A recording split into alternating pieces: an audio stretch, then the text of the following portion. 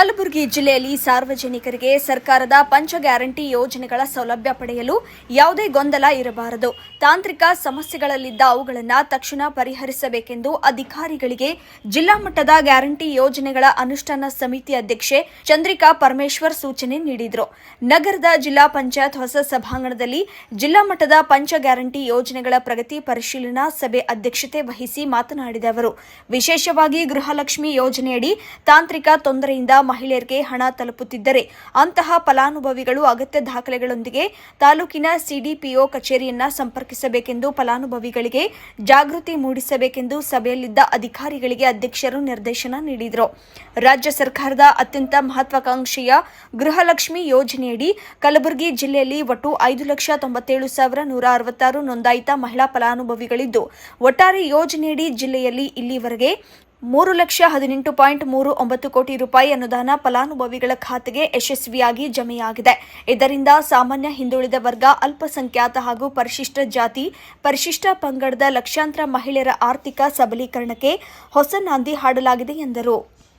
ಜಿಲ್ಲಾ panchayat CEO Rahul S Sankanur ಅವರು ಮಾತನಾಡಿ, ಗೃಹಲಕ್ಷ್ಮಿ ಯೋಜನೆ ಅರ್ಹರ ಪಾಲಾಗದಂತೆ ತಡೆಯಲು ಪತ್ತೆ ಹಚ್ಚುವ ಕೆಲಸ ನಡೆಯುತ್ತಿದೆ.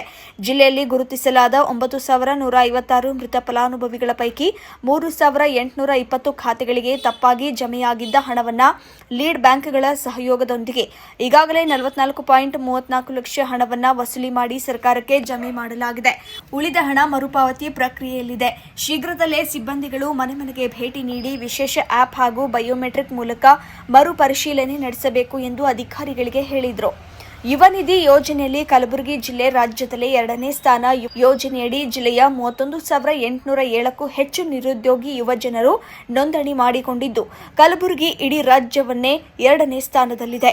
ನಿರುದ್ಯೋಗಿ ಯುವಕರು ಪ್ರತಿ ತಿಂಗಳು ಕಡ್ಡಾಯವಾಗಿ ಸ್ವಯಂ ಘೋಷಣೆ ಸಲ್ಲಿಸುವ ಮೂಲಕ ಭತ್ಯೆಯ ಜೊತೆಗೆ ಸರ್ಕಾರದ ಯುವ ನಿಧಿ ಪ್ಲಸ್ ಉಚಿತ ಕೌಶಲ್ಯ ಅಭಿವೃದ್ಧಿ ತರಬೇತಿಯ ಪ್ರಯೋಜನ ಪಡೆಯಬಹುದಾಗಿದೆ ಎಂದು ಕೌಶಲ್ಯ ಅಭಿವೃದ್ಧಿ ಅಧಿಕಾರಿಗಳು ವಿವರ ನೀಡಿದರು. ಶಕ್ತಿ ಯೋಜನೆಯಡಿ ಜಿಲ್ಲೆಯಲ್ಲಿ 22 ಕೋಟಿಗೂ ಹೆಚ್ಚು ಮಹಿಳಾ ಪ್ರಯಾಣಿಕರು ಉಚಿತ ಪ್ರಯಾಣ ಮಾಡಿದ್ದಾರೆ. ಸಾರ್ವಜನಿಕರು ಹಾಗೂ ವಿದ್ಯಾರ್ಥಿಗಳ ಅನುಕೂಲಕ್ಕಾಗಿ ಸಾರಿಗೆ ಸಂಸ್ಥೆಯ ಬಸ್ಗಳ ಸಂಖ್ಯೆಯನ್ನು ಹೆಚ್ಚಿಸಿದೆ ಎಂದು ಸಾರಿಗೆ ಅಧಿಕಾರಿಗಳು ತಿಳಿಸಿದರು. ಸಭೆಯಲ್ಲಿ ಜಿಲ್ಲಾ ಮಟ್ಟದ ಗ್ಯಾರಂಟಿ ಯೋಜನೆಗಳ ಅನುಷ್ಠಾನ ಪ್ರಾಧಿಕಾರದ ಉಪಾಧ್ಯಕ್ಷರುಗಳಾದ ಸೋಮಶೇಖರ್ ಹಿರೇಮಠ, ವಿಜಯಕುಮಾರ ಕಟ್ಟಿಮನಿ, ನಿರ್ಮಲಾ ಬರ್ಗಲಿ, ಸುರೇಶ್ ತಿಪ್ಪಶೆಟ್ಟಿ, ನರಸಿಂಹಲು ಕುಂಬಾರ್ ಸೇರಿದಂತೆ ಜಿಲ್ಲಾ ಸಮಿತಿ ಸದಸ್ಯರು, ತಾಲೂಕಿನ ಅಧ್ಯಕ್ಷರು, ಉಪಾಧ್ಯಕ್ಷರು ಹಾಗೂ ಜಿಲ್ಲಾ ಪಂಚಾಯತ್ ಸಿಪಿಒ ಮಧುಮತಿ ಹೊಸಮನಿ ಉಪಸ್ಥಿತರಿದ್ದರು.